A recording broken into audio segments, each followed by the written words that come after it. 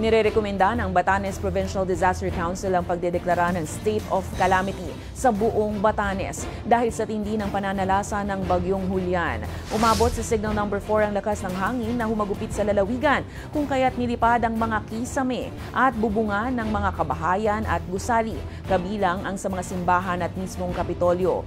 Nagkandatumba rin ang mga poste ng ilaw, nabuwalang malalaking puno at napinsala ang mga power plant sa mga isla ng Sabtang, Batan at Itbayan.